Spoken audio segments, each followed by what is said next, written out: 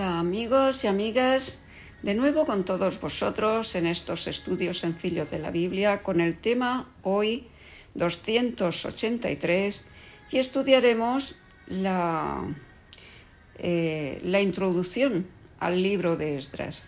Y como siempre le damos la palabra a Francisco. Adelante. Y como tenemos la Biblia preparada, comenzamos. Antes de comenzar a estudiar los capítulos del libro de Esdras, hemos de hacer una introducción para entenderlo mejor. A continuación de este libro que vamos a estudiar vendrá el de Nehemías. Esdras y Nehemías aparecen como un solo libro en el texto masorético. Ambos forman la continuación histórica y literaria de los libros de Crónicas, y un estudio de su estilo y lenguaje revela que quizás tuvieron un mismo autor. La tradición judía, el Talmud, nombra a Esdras como autor principal y a Nehemías como el que completó la obra. Por lo tanto, es enteramente apropiado considerar a Esdras como el autor inspirado de los libros de Crónicas, Esdras y Nehemías. Esdras era escriba y estaba ansioso de dar a conocer a su pueblo los escritos sagrados. Además del libro de Esther, los libros de Esdras y Nehemías son los únicos libros históricos posteriores al exilio y son de gran importancia para reconstruir la historia de los judíos de dicho periodo. Sin embargo, no registra la historia del pueblo de Dios en una secuencia ininterrumpida, correspondiente al periodo abarcado por los libros, sino solo ciertas partes de ella, por lo que existen grandes vacíos para los cuales se tiene poca información. Es por este motivo el que algunos pasajes no se lleguen a entender con exactitud. En primer lugar, Esdras registra el regreso de los judíos del exilio babilónico bajo la dirección de Zorobabel, la reorganización del servicio de sacrificios y el comienzo de la reconstrucción del templo. Todos estos sucesos ocurrieron en un lapso de unos 2 años, al principio del reinado de Ciro. Durante los 13 años que siguen, la obra progresó muy lentamente por causa de la oposición existente en Israel. Y en los siguientes 60 años no existe registro alguno de Esdras. En el año 457 a.C., Esdras es enviado de vuelta a Judea por el rey Artajerjes, con amplia autoridad, para reorganizar la administración de la nación según la ley de Moisés. En los siguientes 10 años tampoco existe ningún relato de Esdras, hasta que aparece Nehemías en el escenario como gobernador e informa de sus actividades en el libro que lleva su nombre. Todos los sucesos descritos en Esdras y Nehemías ocurrieron durante la primera mitad del periodo del Imperio Persa, que duró desde 539 a.C., cuando Babilonia cayó ante las fuerzas victoriosas de Ciro, hasta que el imperio dejó de existir y fue seguido por el de Alejandro Magno. El imperio persa, con Ciro como rey, fue extremadamente grande, pienso que el mayor que había existido en todo el Oriente Medio. Ciro fue un monarca prudente y humano. En su política de apaciguar a las naciones subyugadas por Babilonia, les permitió regresar a sus antiguos territorios y restauró sus lugares de culto.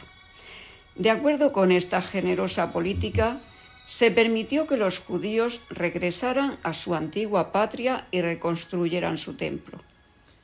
En su mayor parte, los reyes de Persia procuraron regir su imperio con equidad y magnanimidad.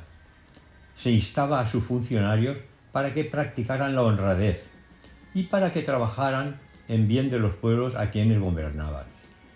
Cuando Ciro tomó Babilonia, llegó a conocer al anciano Daniel, consejero de confianza del gran Nabucodonosor, y aprendió a apreciar sus consejos. Por intermedio de Daniel, Ciro debe haber conocido las profecías de Isaías respecto a él y a su papel señalado a favor del pueblo de Dios, al que concedió su restauración. La gran obra de pacificar su nuevo y extenso imperio requirió la plena dedicación del rey. Por este motivo perdió la vida en una campaña contra las revoltosas tribus orientales después de un reinado de 9 años. A su regreso a Judea, los judíos vecinos hostiles, los judíos hallaron vecinos hostiles y fueron hostigados continuamente por los samaritanos, pueblo de origen racial y religioso mixto. Siendo que Ciro estaba ocupado en unificar un vasto imperio, estos enemigos tuvieron éxito en estorbar a los judíos y en causarles incontables dificultades que retrasaron la obra de reconstruir el templo. Bueno, pues después de algunos reyes que sucedieron a Ciro, llegó Darío. Este decidió invadir Grecia. De allí en adelante el imperio experimentó repetidas reveses en Grecia y en Egipto y en otras partes. Los 2 reyes siguientes, Jerjes y Artajerjes I, fueron débiles y oportunistas y de carácter inestable, y debieron su trono a la mano fuerte de consejeros poderosos.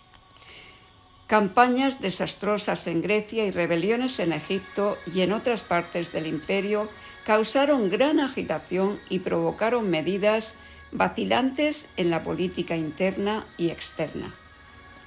Artajerjes autorizó a los samaritanos para que pusieran inconvenientes a los judíos que habían vuelto del exilio, en la reconstrucción del muro de Jerusalén que se había estado realizando durante algún tiempo. Nehemías, un funcionario judío de confianza en la corte, consiguió un nombramiento real como gobernador de Judea y completó la reconstrucción del muro de la ciudad. Hizo esto bajo continuas amenazas de violencia. Nehemías sirvió como gobernador durante 2 periodos y demostró ser un hábil organizador y un capaz dirigente religioso. Esdras y Nehemías son libros documentales que registran la realización del plan divino en la restauración de los judíos. Así se les concedió otra oportunidad de cooperar con los propósitos eternos y demostrar su derecho de existir como nación.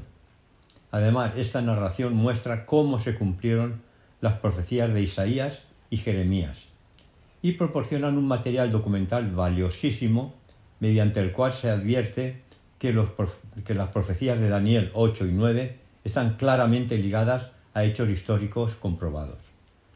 Bien, amigos y amigas, pues aquí termina el estudio de hoy. Mañana seguiremos estudiando la Biblia mediante el tema 284. Así que bendiciones y hasta mañana.